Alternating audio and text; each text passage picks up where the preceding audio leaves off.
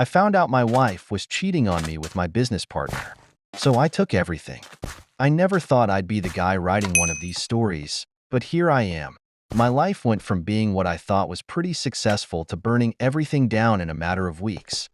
I 37M had been married to Sarah 35F for 8 years. We had what seemed like a good life. Nice house, successful business, and the kind of relationship that people were jealous from us. I built with my best friend and business partner. Greg was thriving, and I thought everything was lining up. I guess I was wrong. It started when I noticed Sarah becoming distant, her phone glued to her hand, and late nights becoming more frequent. At first, I shrugged it off. Maybe it was stress. Maybe she was just going through something.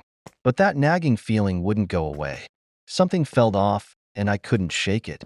So one day, I did what I swore I'd never do.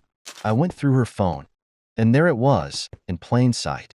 Messages between her and Greg, my business partner. Explicit texts, plans to meet up, even laughing about how clueless I was. I couldn't believe it. My wife and the guy I trusted the most outside of my family had been sneaking around behind my back. At first, I was paralyzed by shock and anger. Then, I felt humiliated.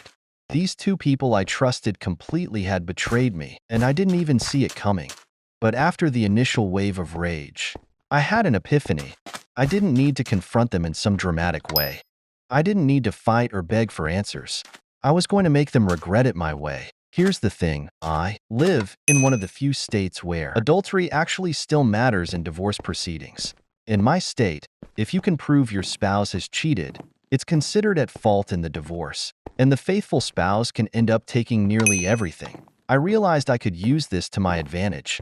I already had the evidence from Sarah's phone, photos, texts, even a few suggestive pictures that made me want to smash my phone.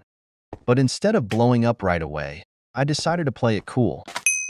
I quietly met with my lawyer and laid out the situation. He told me I had a rock-solid case, and we could go after Sarah for everything. House, assets, savings, everything. But that wasn't enough for me.